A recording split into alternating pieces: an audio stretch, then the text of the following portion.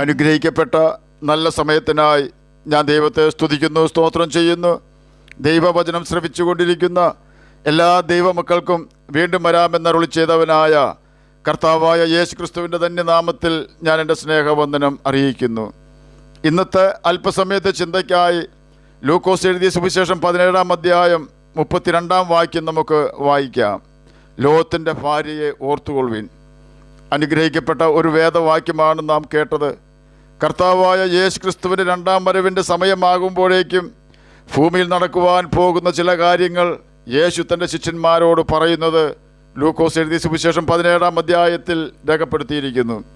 അതിൽ ഒന്നാമതായി യേശു പറഞ്ഞത് നോഹയുടെ കാലത്ത് സംഭവിച്ചതുപോലെ മനുഷ്യപുത്രൻ്റെ നാളിലും ഉണ്ടാകും. നോഹപ്പെട്ടകത്തിൽ കടന്ന നാൾ വരെ അവർ തിന്നും കുടിച്ചും വിവാഹം കഴിച്ചും വിവാഹത്തിന് കൊടുത്തും പോന്നു. ജലപ്രളയം വന്ന് അവരെ എല്ലാവരെയും മുടിച്ചു കളഞ്ഞു. ലോത്തിൻ്റെ കാലത്ത് സംഭവിച്ചതുപോലെയും തന്നെ അവർ തിന്നും കുടിച്ചും കൊണ്ടും വിറ്റും നട്ടും പണിതും പോന്നു. എന്നാൽ ലോത്ത് സോദോം വിട്ട നാളിൽ ആകാശത്തു നിന്ന് തീയും ഗന്ധകവും പെയ്ത് എല്ലാവരെയും മുടിച്ചു കളഞ്ഞു. മനുഷ്യപുത്രൻ വെളിപ്പെടുന്ന നാളിൽ അവണ്ണം തന്നെയാകും. ലൂക്കോസ് എഴുതിയ സുവിശേഷം 17-ാം അധ്യായം 26 മുതൽ 30 വരെയുള്ള വാക്യങ്ങളാണ് നാം കേട്ടത്. ഇത്രയും കാര്യങ്ങൾ പറഞ്ഞു തീർന്നതിന് ശേഷം ലൂക്കോസ് എഴുതിയ സുവിശേഷം 17-ാം അധ്യായം 32-ാം വാക്യത്തിലാണ് നാം ആദ്യം കേട്ട ലോത്തിൻ്റെ ഭാര്യയെ ഓർത്തുകൊള്ളുവിൻ എന്ന് യേശു തൻ്റെ ശിഷ്യന്മാരോട് പറഞ്ഞത്. മറ്റനേകം വിശുദ്ധന്മാർ ബൈബിളിലുണ്ട്. അബ്രഹാമിനെയോ ഇസ്ഹാക്കിനെയോ യാക്കോബിനെയോ സാറായെയോ രൂത്തിനെയോ ദാനിയേലിനെയോ ഓർക്കണമെന്നല്ല യേശു തൻ്റെ ശിഷ്യന്മാരോട് പറഞ്ഞത്. പിന്നെയോ ക്ഷണനേരം കൊണ്ട് നാശത്തിൽ എത്തിച്ചേരുകയും സകല പാപികൾക്കും ദൈവഭയമില്ലാത്തവർക്കും ഒരു മുന്നറിയിപ്പായി ഉപ്പുതൂണായി നിൽക്കുകയും ചെയ്യുന്ന ലോത്തിൻ്റെ ഭാര്യയെ ഓർക്കുവാനാണ് യേശു തൻ്റെ ശിഷ്യന്മാരോട് പറഞ്ഞത്. ലോത്തിനോടൊപ്പം തന്നെ സൊദോം ഗൊമോറയുടെ നാശത്തിൽ നിന്നും രക്ഷപ്പെട്ട ലോത്തിൻ്റെ ഭാര്യ തൻ്റെ ഭർത്താവിൻ്റെ പിന്നിൽ നിന്നും പുറകോട്ട് നോക്കി എന്ന പാപമാണ് അവൾ ചെയ്തത്. ഇവിടെ അനുസരണക്കേടിനോടുള്ള ദൈവത്തിൻ്റെ മനോഭാവം നമുക്ക് കാണുവാൻ കഴിയും. തന്നെയുമല്ല, തൻ്റെ വാത്സല്യ ശിഷ്യന്മാരോടാണ് യേശു ഈ മുന്നറിയിപ്പിൻ്റെ വാക്കുകൾ പറയുന്നത്. യേശുവിൻ്റെ സ്വഭാവം പരിശോധിച്ചാൽ അവൻ പാപികളെ സ്നേഹിക്കുന്നവനാണ്. സ്നേഹത്തിൻ്റെ നിറകുടമാണവൻ. കരുണയും കൃപയും നിറഞ്ഞ ദൈവമാണ്. കാണാതെ പോയ മനുഷ്യരെ തേടി രക്ഷിക്കേണ്ടതിന് താഴ്ന്ന ലോകത്തിലേക്ക് ഇറങ്ങി വന്നവനാണ് കർത്താവായ യേശു ക്രിസ്തു. തന്നെ ക്രൂശിച്ചവർക്ക് വേണ്ടിയും കുന്തം കൊണ്ട് കുത്തിയവർക്ക് വേണ്ടിയും ചങ്ക് തുളച്ചവർക്ക് വേണ്ടിയും വിലാപ്പുറം കീറി മുറിച്ചവർക്ക് വേണ്ടി പ്രാർത്ഥിച്ചവനാണ് കർത്താവായ യേശു ക്രിസ്തു.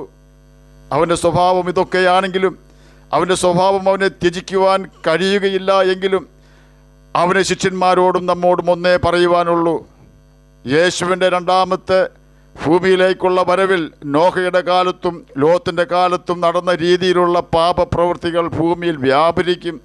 ആകയാൽ എൻ്റെ വത്സല ശിഷ്യന്മാരെ, നിങ്ങൾ ലോത്തിൻ്റെ ഭാര്യയെ ഓർത്തുകൊള്ളുവിൻ. യേശു സ്നേഹവാനും കരുണയും സ്നേഹവും നിറഞ്ഞവനും ആയിരിക്കുന്നത് കൃപായുഗമായ ഈ കാലഘട്ടത്തിലാണ്. കൃപായുഗമായ ഈ കാലഘട്ടത്തിൽ ഒരു പക്ഷേ നാം ചെയ്യുന്ന പാപങ്ങൾക്കും നാം പറയുന്ന ദൈവം വെറുക്കുന്ന വാക്കുകൾക്കും തെറ്റായ ചിന്തകൾക്കും അപ്പോഴപ്പോൾ ശിക്ഷ ലഭിക്കുന്നില്ലായിരിക്കാം. കാരണമായി ഞാൻ പറയുവാൻ ആഗ്രഹിക്കുന്ന ഒന്നാമത്തെ കാര്യം ദൈവത്തിൻ്റെ ദീർഘക്ഷമ മൂലവും, രണ്ടാമത്തേത് വെളിപ്പാട് പുസ്തകം 22-ാം അധ്യായം 11-12 വാക്യങ്ങളിൽ രേഖപ്പെടുത്തിയിരിക്കുന്നത് പോലെ അനീതി ചെയ്യുന്നവനിനിയും അനീതി ചെയ്യട്ടെ, അഴുക്കുള്ളവനിനിയും അഴുക്കാടട്ടെ, നീതിമാനിനിയും നീതി ചെയ്യട്ടെ, വിശുദ്ധനിനിയും തന്നെ വിശുദ്ധീകരിക്കട്ടെ. ഇതാ ഞാൻ വേഗം വരുന്നു. ഓരോരുത്തരും അവനവൻ്റെ പ്രവൃത്തിക്ക് തക്കവണ്ണം കൊടുപ്പാൻ പ്രതിഫലം എൻ്റെ പക്കൽ ഉണ്ട് എന്ന കർത്താവിൻ്റെ തീരുമാനം മൂലവും ആണ്. എന്നാൽ പാപത്തിന് ശിക്ഷ ഉണ്ട് എന്നതിന് സംശയമില്ല. നമ്മുടെ കൃപായുഗം അവസാനിക്കുന്നത് നാം മരിക്കുമ്പോഴോ അല്ല എങ്കിൽ കർത്താവായ യേശു ക്രിസ്തു രണ്ടാമതും ഭൂമിയിൽ വരുമ്പോഴോ ആണ് എന്ന് നാം മറക്കരുത്. കൃപായുഗത്തിൽ ദൈവം എല്ലാവർക്കും നല്ലവനും ദയാലുവും കരുണയും കൃപയും നിറഞ്ഞവനുമാണ്. എന്നാൽ കൃപായുഗം അവസാനിച്ചാൽ 2 വിഭാഗം ജനങ്ങൾ ആയി ഭൂമിയിലെ ജനങ്ങൾ മാറും.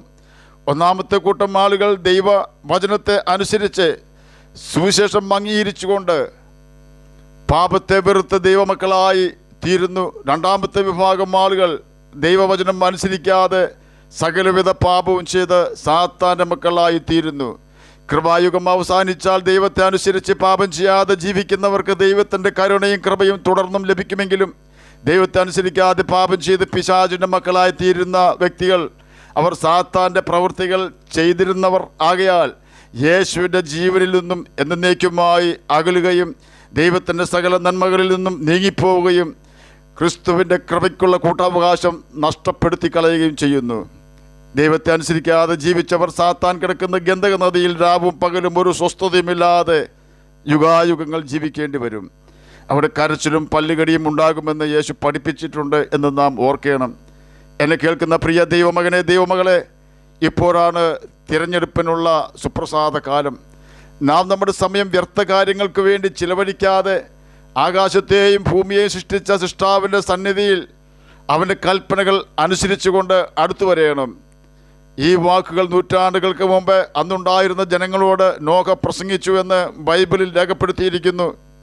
അന്ന് നോഹ പ്രസംഗിച്ചത് അതുവരെയും ഭൂമിയിൽ ഉണ്ടാകാതിരുന്ന മഴയെക്കുറിച്ചും വെള്ളപ്പൊക്കത്തെക്കുറിച്ചും ആയിരുന്നു. അന്ന് സസ്യങ്ങൾ ദൈവം നനച്ചിരുന്നത് ഭൂമിയിൽ നിന്നും മഞ്ഞ് പൊക്കിക്കൊണ്ടായിരുന്നു.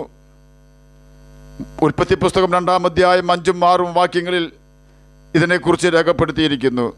അതുവരെയും മഴ പെയ്യുകയോ വെള്ളപ്പൊക്കം അവർ കാണുകയോ ചെയ്തിട്ടില്ലായിരുന്നു എന്നതിനാൽ അവർക്ക് നോഹ പ്രസംഗിച്ച വാക്കുകൾ വിശ്വസിക്കുവാൻ കഴിഞ്ഞിരുന്നില്ല. എന്നാൽ അന്നുണ്ടായിരുന്ന ജനം സകലരും തങ്ങളുടെ വഴി വഷളാക്കിയിരുന്നതിനാൽ ദൈവം ന്യായവിധിയുടെ വൻമഴയും ജലപ്രളയവും വരുത്തി. നോഹയുടെ പെട്ടകത്തിൽ കയറിയ ആളുകളും ജീവികളും രക്ഷപ്പെട്ടു. ബാക്കി എല്ലാവരും വെള്ളപ്പൊക്കത്തിൽ മരിച്ചുപോയി. അതുപോലെ തന്നെയാണ് ലോത്തിൻ്റെ കാലത്ത് സംഭവിച്ചത്. സകല പാപികളും സോദോമിൽ നശിച്ചു. ആ സമയത്ത് ദൈവം അബ്രഹാമിനെ ഓർത്ത് ലോത്തിനോടും ഭാര്യയോടും 2 പെൺമക്കളോടും കരുണ കാണിച്ചു.